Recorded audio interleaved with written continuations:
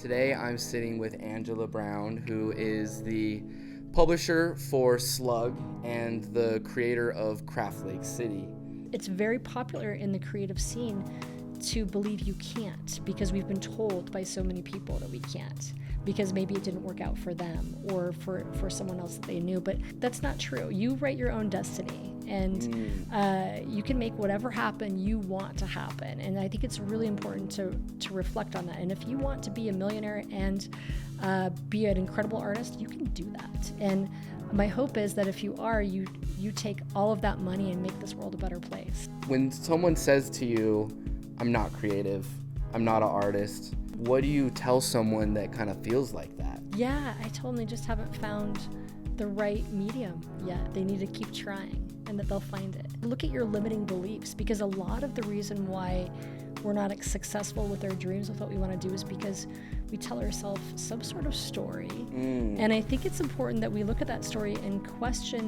whether or not it's true.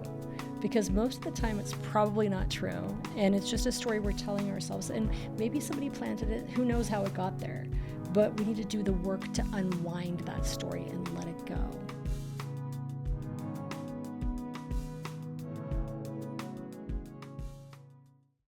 What's up, guys? My name is Mike Ritchie, the creator of Connecting Creators, and before we dive into this episode, more than just a podcast, we're doing monthly creator meetups and also plan to do a creator festival towards the end of this year.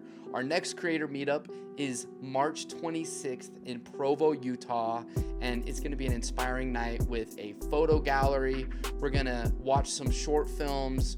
We're going to hear some live interviews. This is going to be such an inspiring night. It's our 9th meetup. We've been doing them every single month and plan to continue every month for the rest of 2026. So if you guys are looking for a community of creators that are showing up, then get involved, show up. That's all you got to do, and we'll see you there. It's going to be sick. I'll put a link below for the RSVP link. It's a free event. We have a suggested ticket price of $10 and a pay what you want. That's not for everybody. We're not expecting everybody to pay, but if you are somebody that has maybe enjoyed one of our events before, or you want to support what we're doing, then we would love if you supported us by buying a ticket. So guys, March 26th, you're not going to want to miss it. Now let's get back to the episode. Like, you're totally free.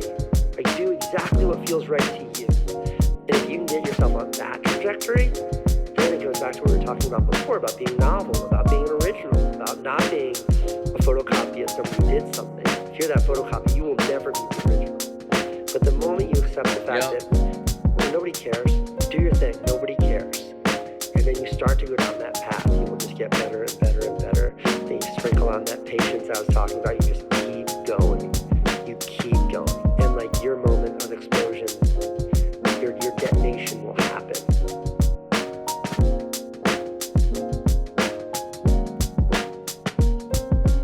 Super excited for this episode because, as you guys know, we've been getting into doing community events, and also growing up in the area, have been a fan and aware of SLUG, coming up. So to be able to be in the SLUG headquarters, talk to you, is a super exciting opportunity. So I appreciate you taking the time. Likewise, it's so fun to be here. I appreciate you coming to visit us at the HQ. Absolutely. How long have you guys been in this space for? Yeah, we moved in this space during COVID. So before that, we were over. This is actually the third location of SLUG magazine since I've been running it, which has been 25 years now. Wow. Magazine just turned 37. But we before this, we were over at the Art Space Pierpont, which people kind of recognize that neighborhood as the neighborhood where the Rose establishment is. And it's a really neat old school block with these little mini storefronts. And we were there for about 15 years. Wow. Yeah. And before that, we were actually in Sugar House on 2225 South, 500 East, and what I like to fondly refer to as Sugarhood. Although it's not as hoodie now as it used to be, but it was, back then it was the only place that I could afford for rent and for the business. And we had someone like shot and killed by the cops in our driveway of the business building. parking lot at like 2 a.m. I was actually working on getting the magazine to go to press. We had someone that was busted for cooking meth in the basement. Okay. So Only it was in Salt Lake, right? No. So it was an affordable office suite, you could say. Yeah, humble beginnings.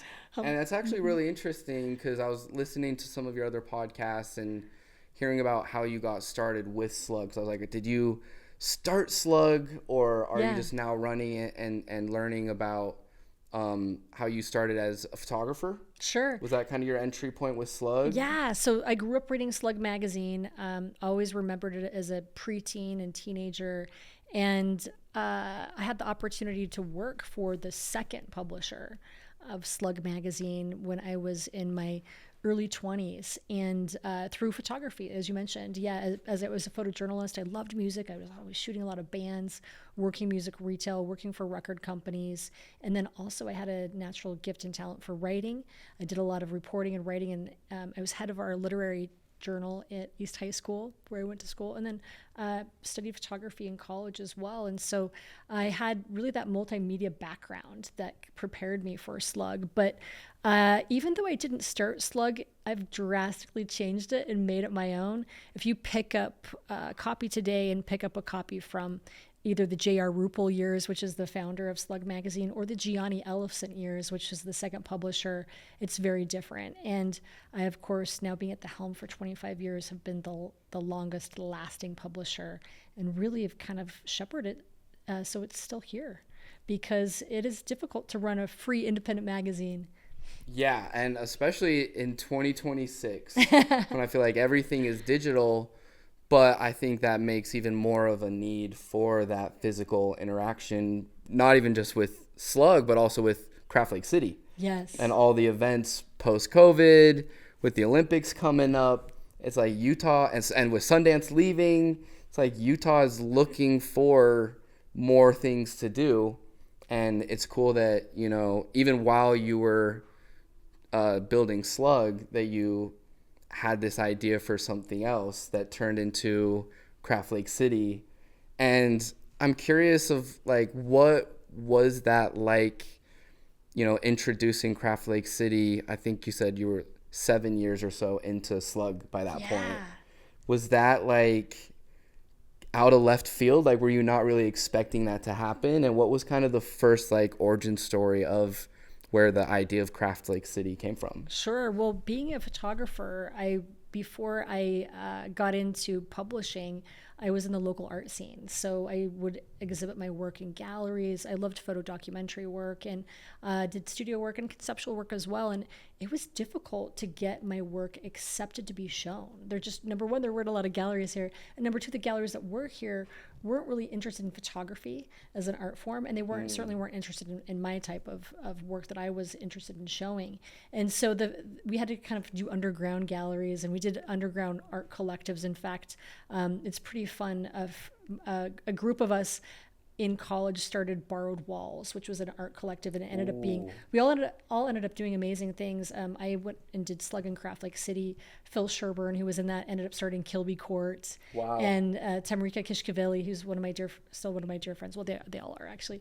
She has done incredible things for the community on KRCL, but also her and her partner opened up the Blue Plate restaurant, which is now they've sold and done some other great things. So and then Derek Dyer was part of that too, who he runs a local nonprofit that I helped him write the bylaws for back in the day over 20 years ago, and that was called the Utah Arts Alliance, and they do a lot of really great things in the community too. So including the Art Castle, which is one of their latest projects that all of your readers or your listeners should go check out. But so you know, I've just always kind of been in the art scene. It's been something that I've been really interested in, working with creatives, identifying as a creative. It's just where I always wanted to be.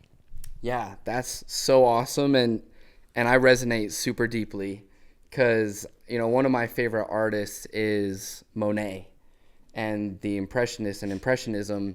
And what has been so inspiring about Impressionism for me with what I'm doing with connecting creators is, you know, I felt really similar of like, I want to start performing my music or public speaking, But if you don't really have a portfolio, getting those first opportunities, getting invited is so difficult. And there's this principle that's just been resonating as like a theme for the past year of like, when there's no room at the table, you build your own table. Yes. And that's what's so inspiring about Monet is like, he was being rejected from the galleries and he decided to start doing his own exhibitions.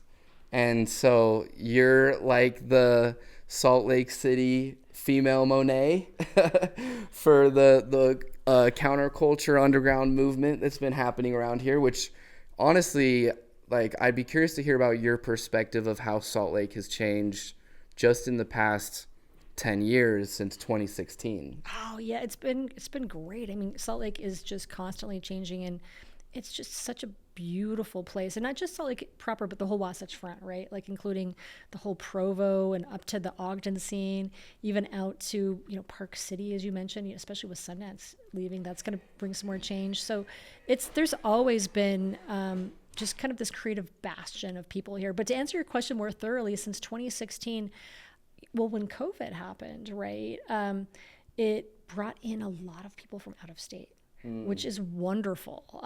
New ideas, new creativity, people that had never heard of Slug Magazine or Craft Lake City, but people that have started their own businesses, restaurateurs, or brought in their own creative practices, have really kind of latched onto our local culture and wanted to be part of it and contribute. And I think that's so wonderful. Our little city is growing up. It's becoming a big city.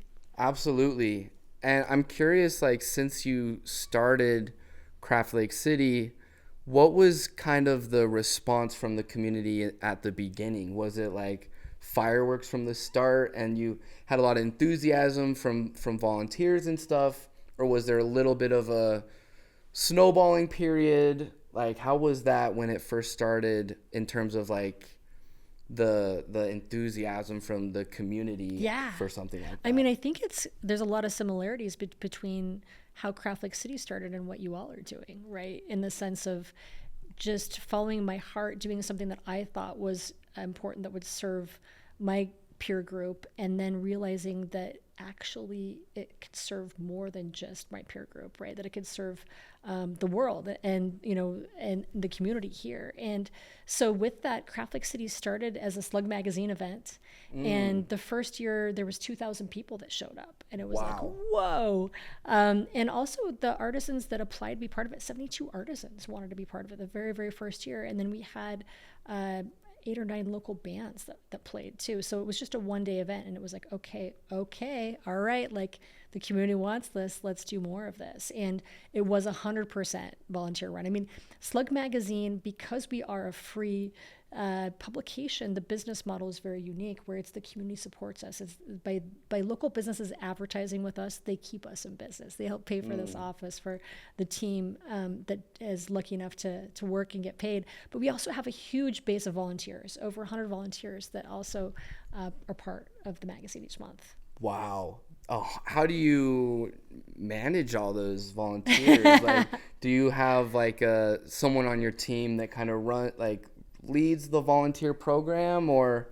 Well, the volunteers are in various roles. So now when I first took over Slug, it was myself, and I could only afford to pay one other editor part-time, 20 hours a week. And so I kind of wore all the hats, did everything. Yep. And then I paid, I think, 2 delivery drivers as well. And now we have over 20 deliveries, around 25 delivery drivers every single month. We've got around 20 brand ambassadors that represent us at events in the community. And then we have around 8 full-time that work here in office that help produce the magazine. And so the full-timers, and it's really right now in our editorial department, I'm of course the executive editor, but we've got our associate editor and then another contributing editor as well, and they manage the volunteers. And so and then we also have our senior designer who manages our volunteer graphic designers. So we have in every single department that makes the magazine happen, we've got a little army of volunteers. And that being said, not everyone is active every single month, but some are. It kind of depends on the needs and also the beats, what they specialize in.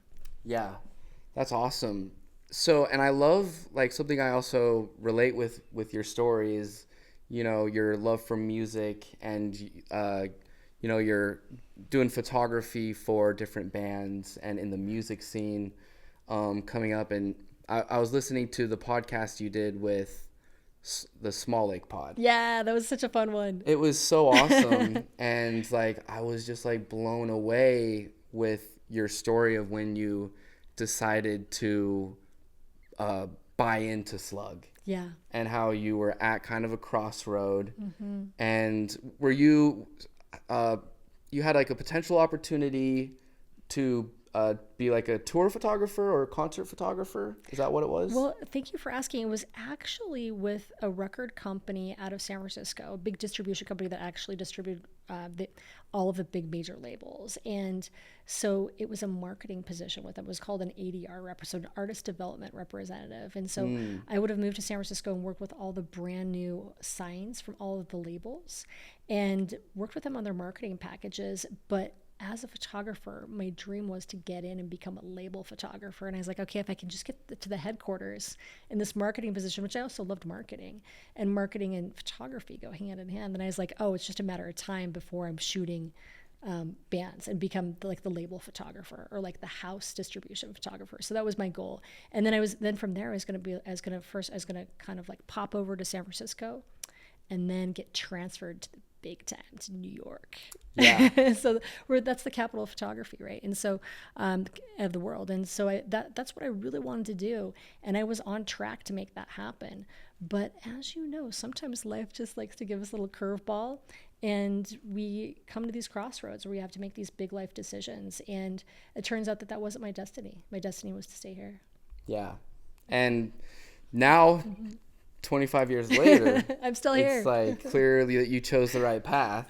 With your photography, like who were some of your like inspirations, or kind of what made you really want to get into photography with musicians and labels? Oh yeah, I mean, well, as far as photography, I mean, all the greats like Richard Avedon, Mapplethorpe, Bernice Abbott. Like, I love just old school black and white photography is what really, really speaks to me. But you know, music also spoke to me. I worked a lot of music retail. I wrote about music. I would save up my lunch money in high school and buy records at the end of the month, you know. And so music was just such a big passion for me. And I always wanted to shoot a national album cover. Shot a lot of locals.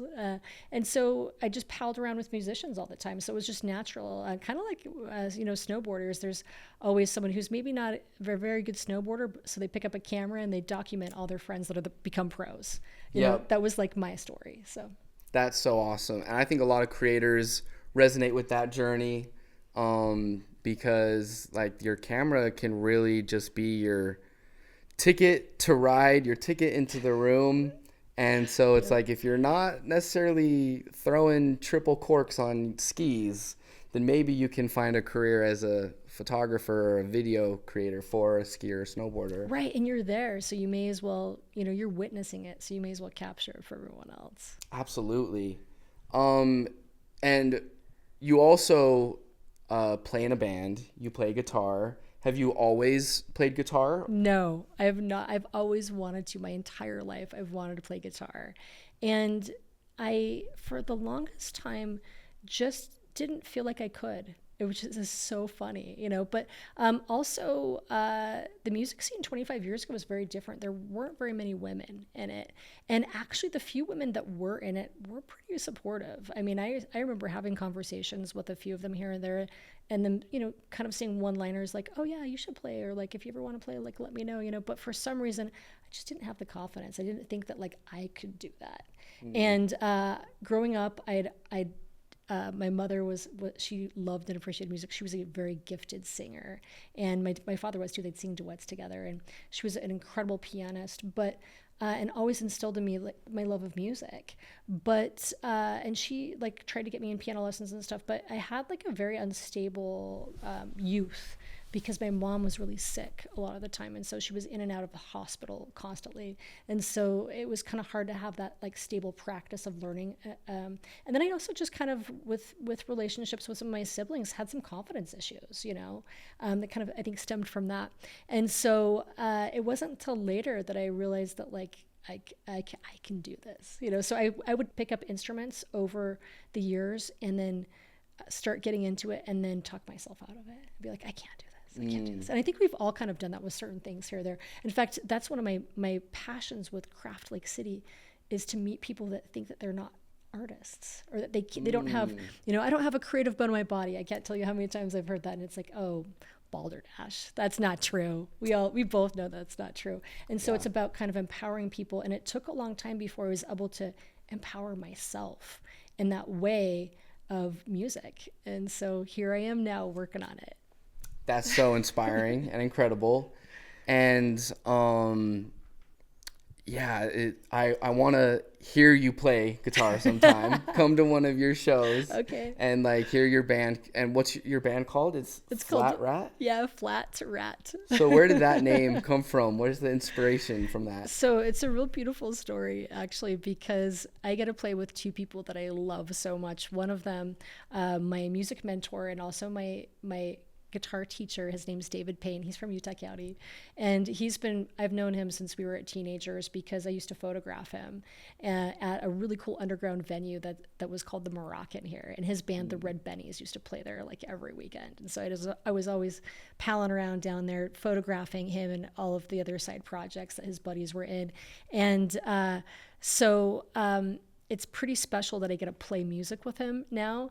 And then my friend Nikki Chan, she's been part of the music scene for quite a while, and she wanted to learn keyboards. And so she started taking from Dave, and I was taking guitar from Dave. And one day Dave gave me an assignment because I wasn't really practicing as much as I should. And he was like, well, you need to start a band, because that was going to help you with accountability. So I called up Nikki, started a band with her, and then Dave's like, oh wait, you're playing with Nikki? I want to play with you guys. And so our lessons turned into band practice. And so Flat Rat the name came from Dave because he was saving it for some project. Oh, in his back pocket. Yep, in his back pocket. So this is the project. And it's I love the name because it's just a silly little name.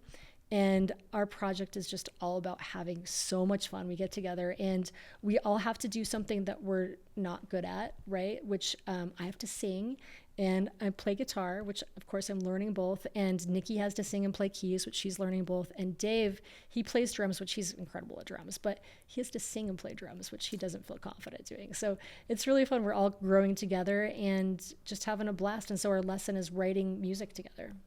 That's so cool. And honestly, that's a great piece of advice to start a band for the accountability. Yep. Like I never thought about that component, but that's a cheat code right there. Yeah, and then if it's with people that you love, you want to see them. You don't want to disappoint them. You're going to show up to band practice, and if you haven't been practicing your song, you're going to bring them all down. So you better practice.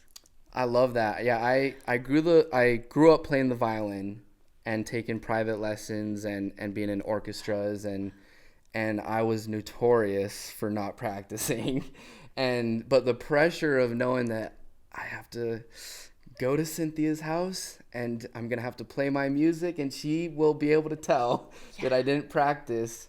And it really just kept me accountable to like keep practicing even when I didn't want to. But that is such a battle as a kid. I'd see like older musicians and professional musicians, and they'd say, oh, I practice for 3 or 4 hours a day.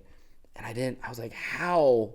But then when post-COVID is when I started to really take guitar serious for myself. Like I played as a kid, but as an adult, like my relationship with the guitar is where I've been able to see how someone could play for 3 or 4 hours a day. Yeah. And just love playing my guitar. And, my violin is still like special to me and like a part of my journey as a musician. And I'll occasionally like pull it out if a friend wants to record and he needs a violinist. But guitar has kind of become my main instrument. I'm curious to hear, like, when someone says to you, I'm not creative, I'm not an artist. And this is also something we see a lot with our community of like creators, of people not feeling like they can claim the identity as like a creator. Like, I'm not a creator.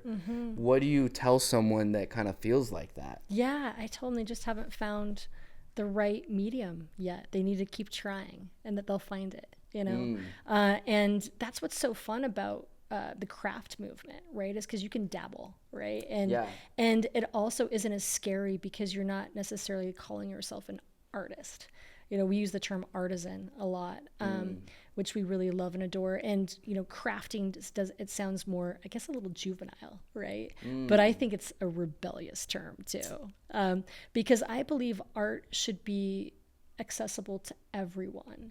And a lot of times when we think of art, we think of high and fluent galleries and expensive prices and spaces that aren't accessible to everyone, especially art that's not accessible to everyone, that people can't afford. And while I do believe that artists should make a fair living wage, and especially if they can get thousands and thousands of dollars for their work, they should get it, right?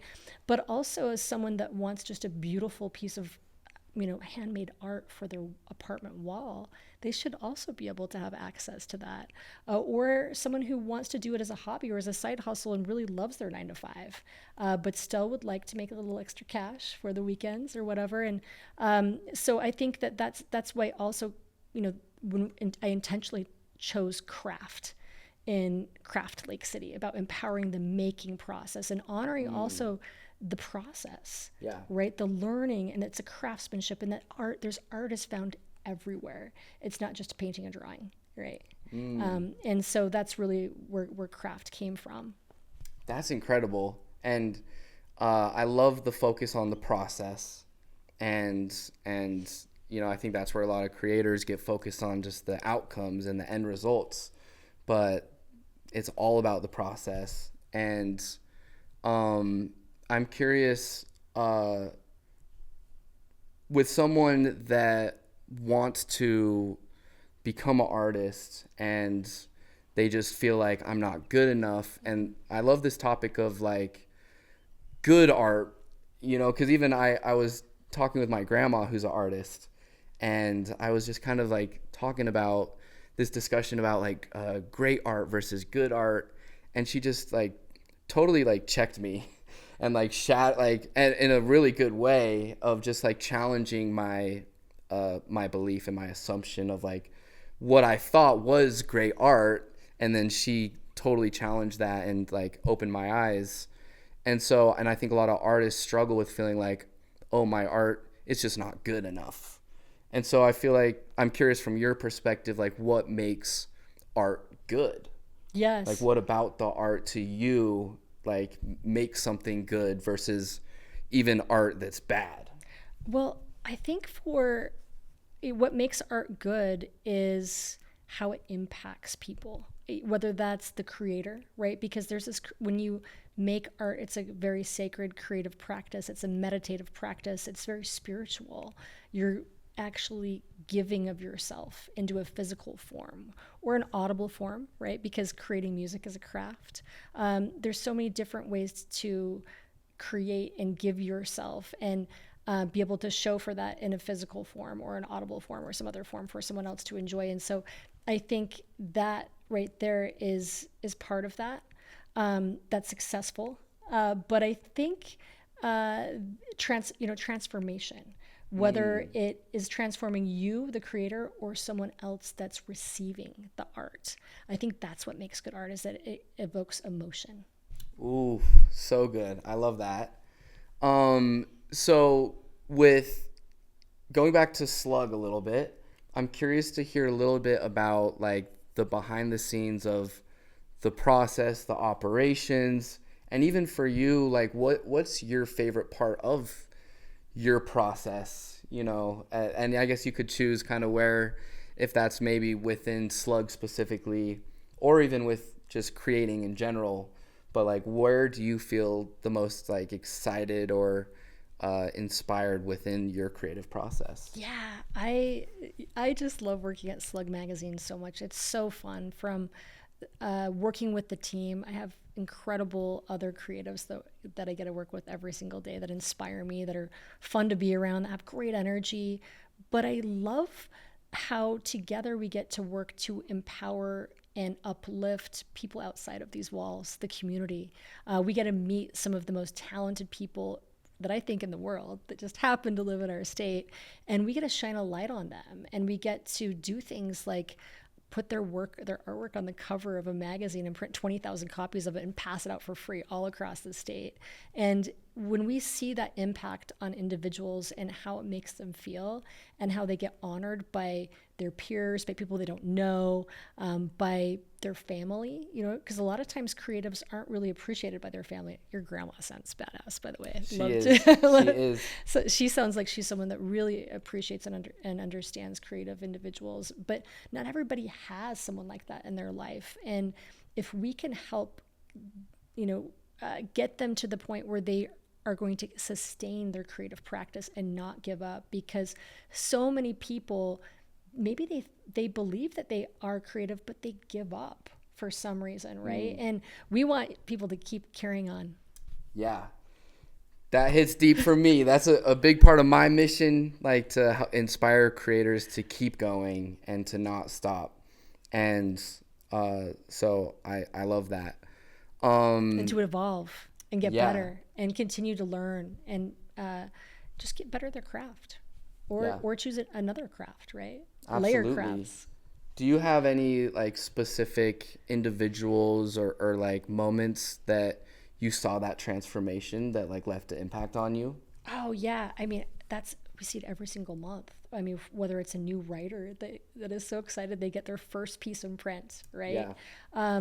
Or a photographer that we get them a photo pass to their favorite band in the entire world, just being able to make people's day and help them accomplish slay goals off their list or get closer to their dreams and empower them.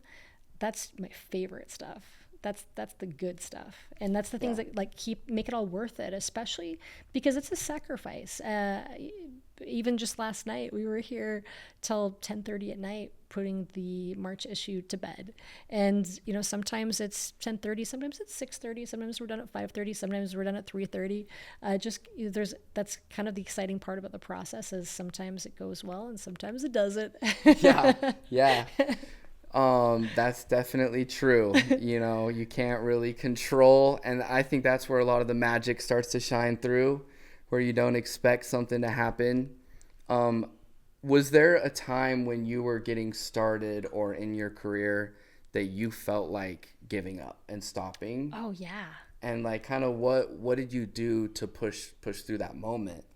Yeah, I felt that way so much, and I still feel that way sometimes, and I think it's very natural to feel that way.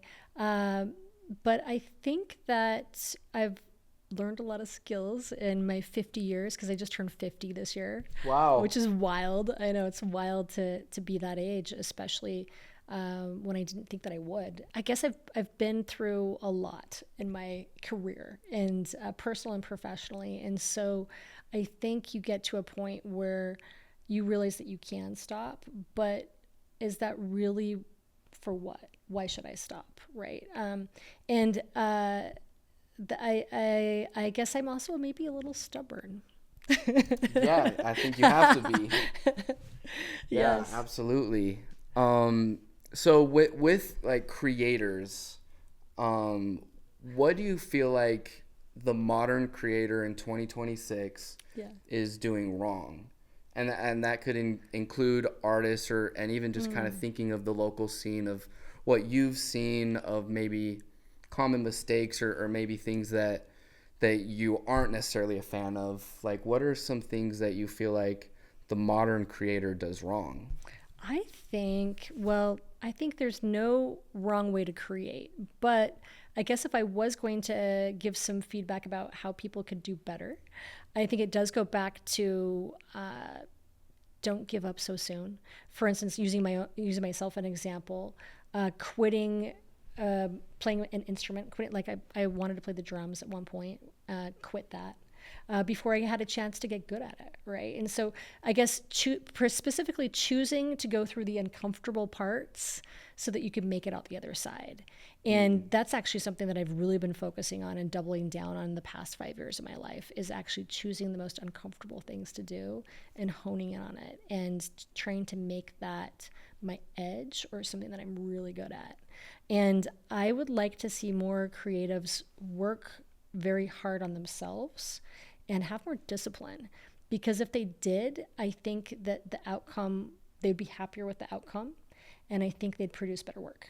I love that. Because I have kind of a general belief that, like, if you want to do something that most people don't do, or if you want to get what most people don't have, you have to do what most people won't do. Whether that's like your career as an artist or entrepreneur or creator, there's a reason why most people aren't publishers of their own magazine, or why most people, don't get to a certain place. And the ones that do, it's just like so inspiring that you kept going, and that even though you wanted to stop, or even in the face of fear, and that's where I think courage is the most real, because if there wasn't any fear, then is there even any courage? But to be able to, like, in the face of adversity and challenges, to be able to keep going, that's just incredibly inspiring. And I feel like what most creators should thrive for, to just keep going. And I love your advice of, maybe you just haven't found your medium yet. And that's another thing to shout out my other grandparent, my grandpa. Their nicknames are Goose and Pops, is what we've always called them growing up. And what I admire about my grandpa is, like, his constant desire to learn and to grow and to be a student. And, one time he gave me a book called Reinvent Yourself by James Altucher.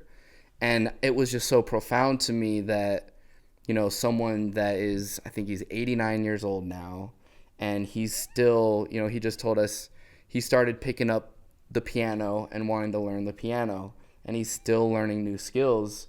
And I think so many people have just a short-term perspective of their art and what they create, that it could be in 10 years or 20 years that you stumble across a medium and you find your passion for making stamps or something. Yeah, it really can be. And, like, don't give up, right? Keep trying. And I think, and even when you do find something that you want to do, but it's so difficult and so you want to quit, right? That's shadow work right there. That's your opportunity to move through the shadows, to dig deep in your darkest areas, darkest corners of your mind, of your spirit, of your soul, and to move through that and to purposely grow. And I think that's why we're here as individuals, and why we're constantly, as the human condition, we are given struggle, so that we can use that as an opportunity to become better and actually learn more about ourselves and learn to help others. And so when we are starting to feel that uncomfortable, or we want to quit, that is our sign to actually double down and stick and stay there, right? And in fact, work harder and move through it and move past it. I love that. It makes me think of one of my favorite books called The War of Art. Ooh. By Stephen Pressfield, and he talks about, like, the resistance that you feel as a creator, and that it's actually a sign that you're onto something. When you start to, because I totally can, sometimes there's the procrastinator in me that finds the things that don't need to get done that are the easiest to work on, and then there's the really impactful work that just sometimes is so hard to push through. But it's when you push through and you get to that other side that there's magic. I'm curious about, like, some of your favorite books as an artist, creator, entrepreneur, and you got Let Them right there.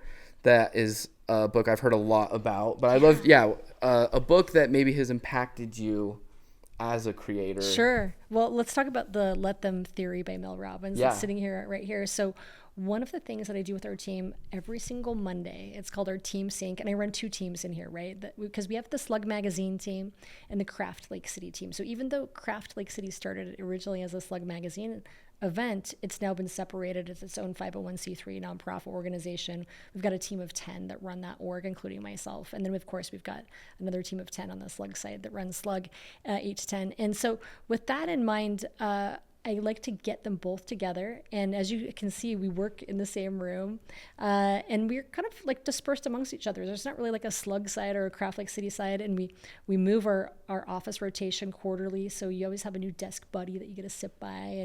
And then you physically have to see the space from a different vantage point because you're sitting in a new spot. So I love that too. But professional development is something that's so important. I believe it's so important to invest in your people. And like your grandparents, you need to keep learning. And it's so important, especially nowadays, because everything's moving a million miles an hour. So this is actually a book that one of the team members really wanted to read. And so she brought us as a suggestion, because we read together, we read aloud, we pass around the book every Monday. Everyone reads a paragraph, and we get through a chapter, and then we discuss it. And we journal about it for a couple minutes, and then we have a discussion, what we learned, and get in some really spirited conversations, because not everyone's open to some of the concepts. Some people are very open, some people aren't, and it's great conversations to just talk about that. So reading books is something that's really important to me. I love that you guys read a chapter together, like a family, reading the scriptures. Totally. You journal about it. And like, that's just such a cool like culture that you cultivate. So what within this, have you guys finished this book yet? Or are you still chipping away at the chapters? You can see the bookmark there. We're getting close. You've made some solid progress. Yeah, like 3/4 of the way. Has there been a specific idea that's jumped out at you? Well, right now we're on this chapter that's really interesting. It's about control, right? And how we are unable to control one another, which I think is really beautiful to remember about that. And I guess that's kind of what the let them theory is really all about, right? Like, you can only control yourself, and you need to let others be themselves and control themselves. Not to say that you can't have standards.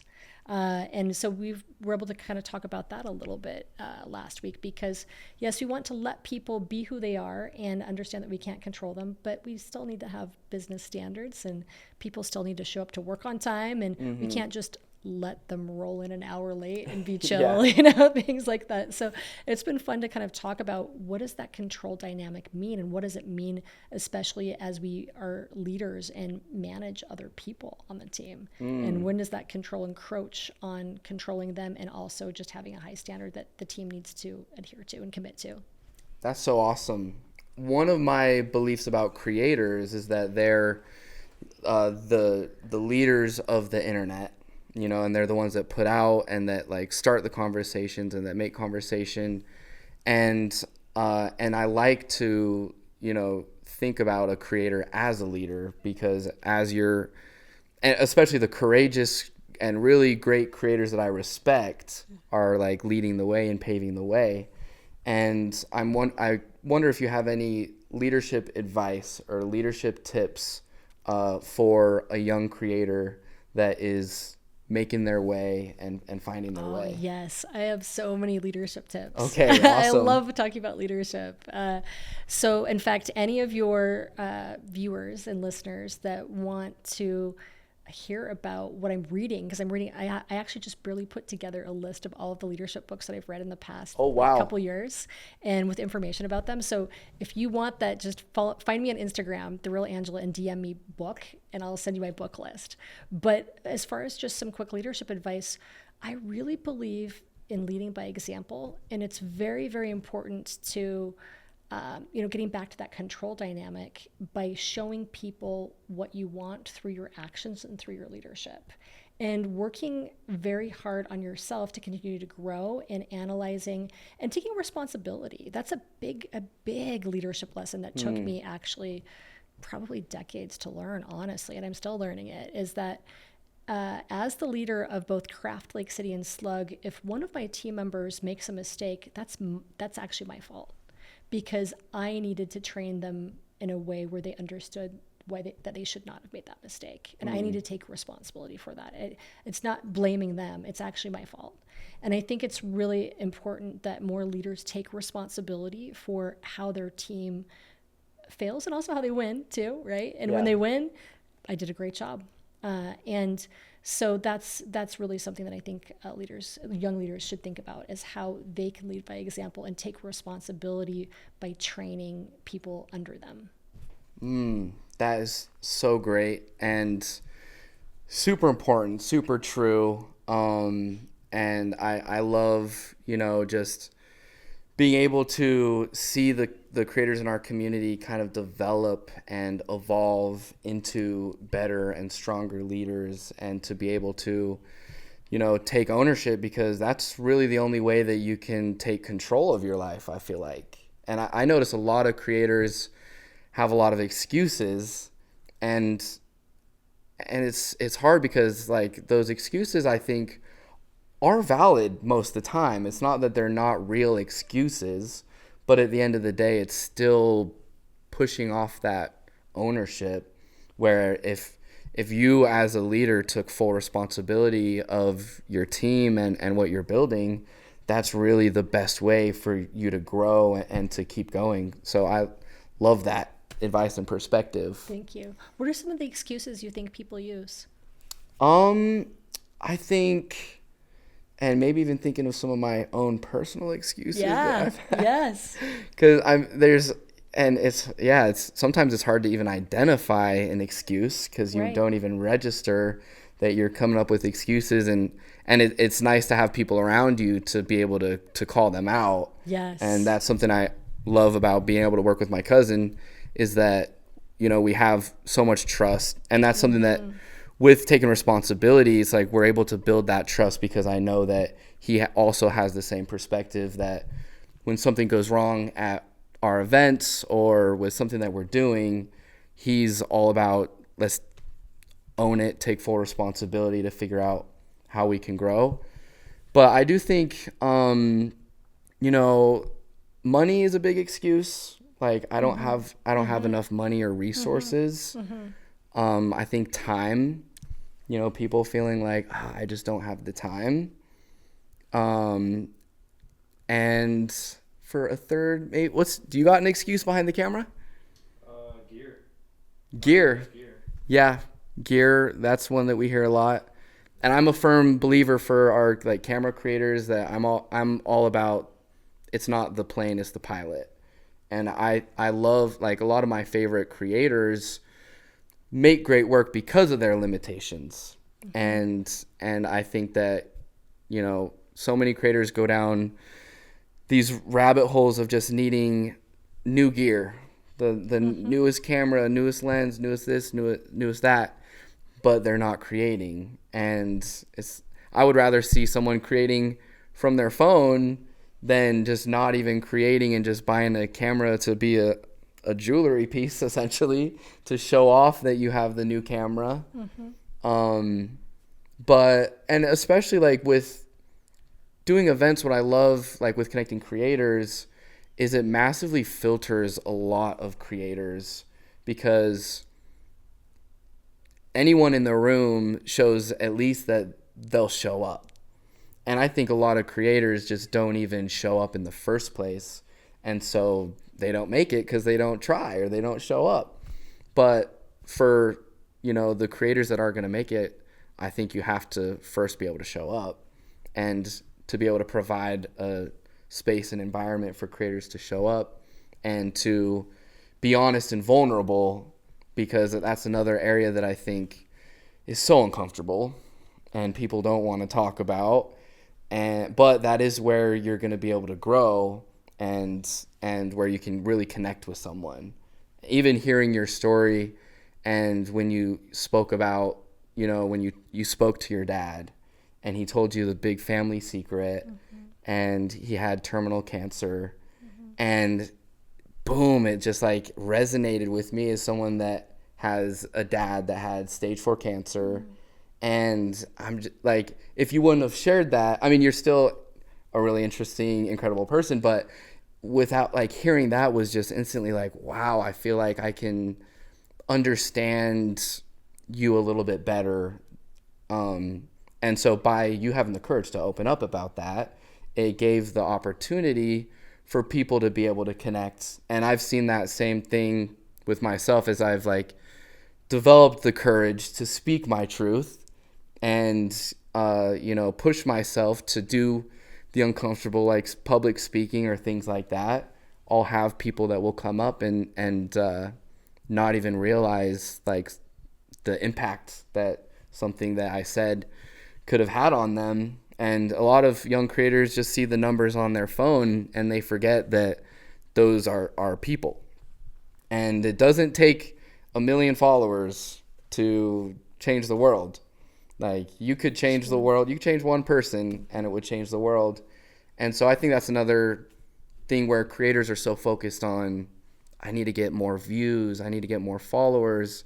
And for me, throughout my whole career, I've been able to be a full-time professional creator for 10 years and without having a ton of followers, because you get 1 or 2 good jobs and that could be all that it takes to get you to start rolling and to take one step after another.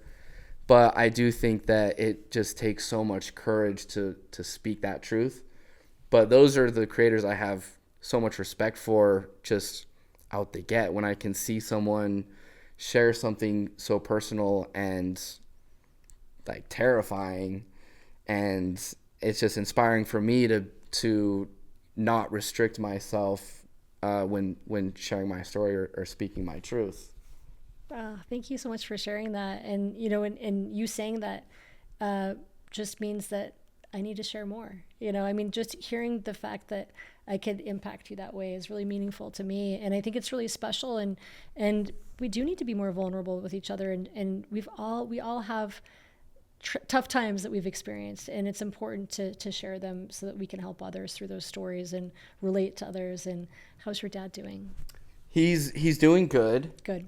And it's honestly really just crazy how the world of like cancer treatment has changed just in the past couple of years. And he got really lucky, if we call it luck. Mm-hmm. And he had a massive tumor in his stomach and on his colon, his intestines. It was like all over, and it had grown. It was like, I think 6 pounds or something crazy. And so he had this surgery that had like a 7% chance of survival. He survived it because he's one of my heroes.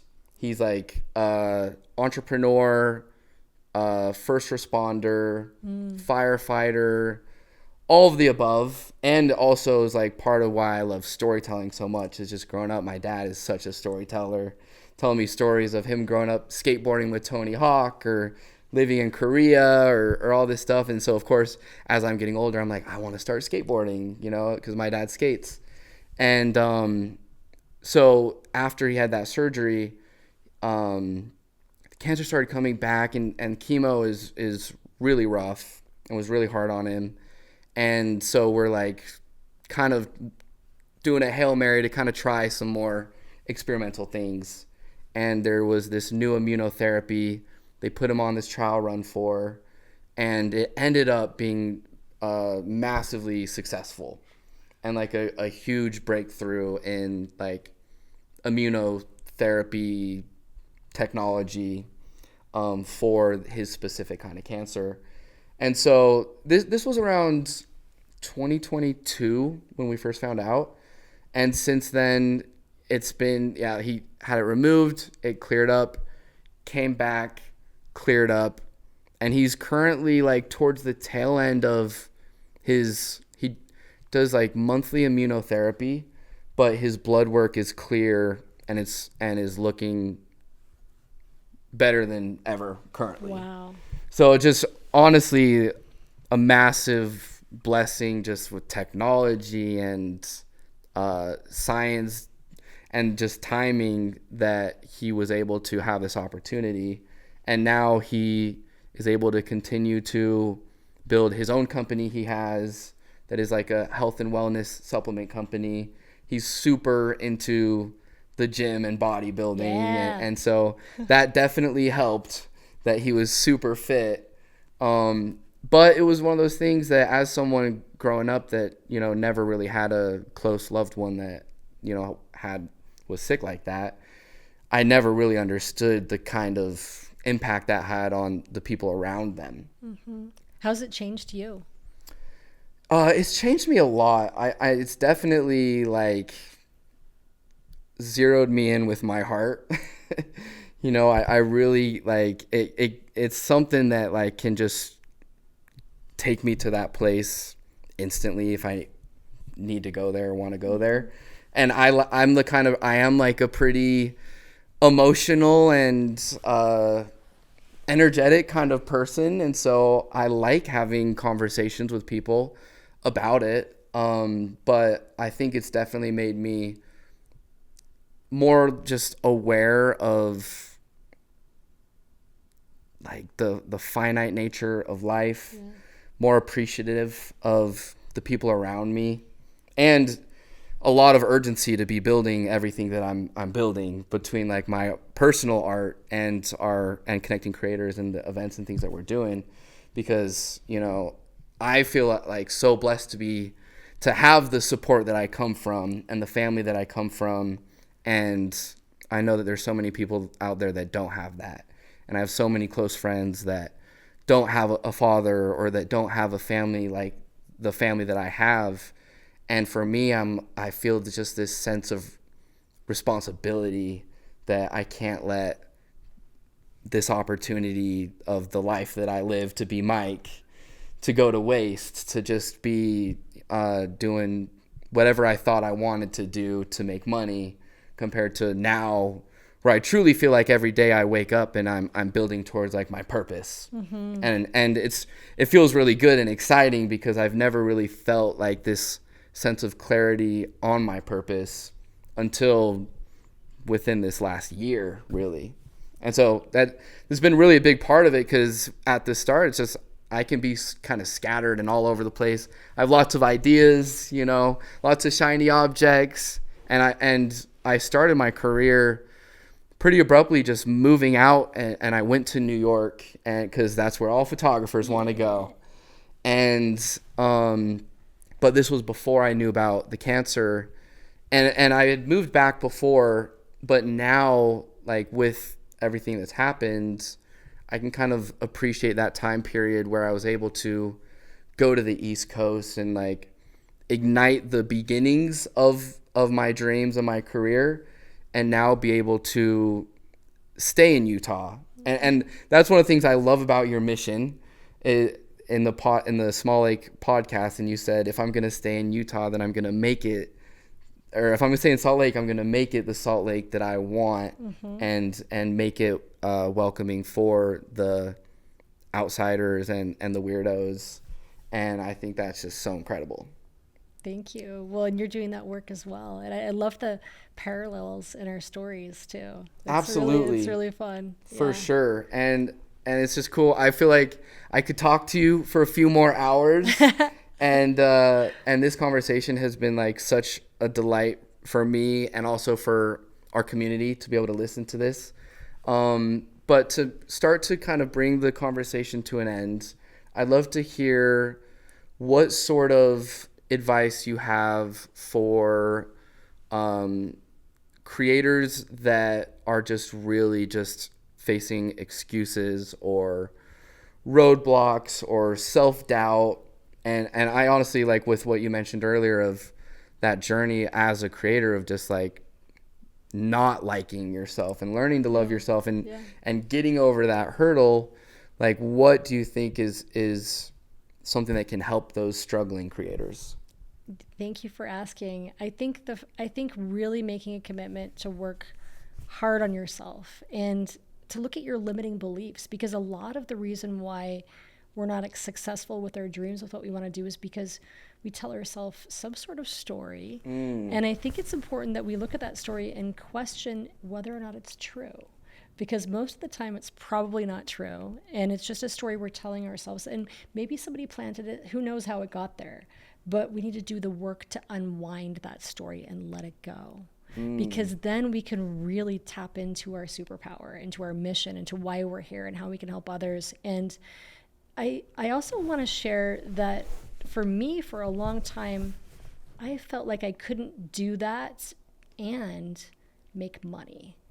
And that's bullshit. You can do both. You can live in alignment with your dream and your passion and helping others, and be financially successful. And so I would like to encourage creatives, which I think it's very popular in the creative scene, to believe you can't, because we've been told by so many people that we can't, because maybe it didn't work out for them or for someone else that they knew. But that's not true. You write your own destiny, and you can make whatever happen you want to happen. And I think it's really important to reflect on that. And if you want to be a millionaire and be an incredible artist, you can do that. And my hope is that if you are, you take all of that money and make this world a better place, right? And I think that that's important to think about too, is that if we can, as creatives, become very financially successful, we can then take those finances and impact the world in a more creative way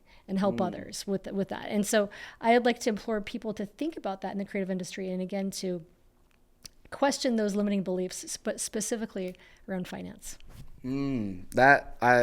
Everything that you say, I'm like, is hitting hard. And I've had so many experiences with unraveling my own limiting beliefs and still continually navigating that journey. And I think that's just such incredible advice, incredible perspective.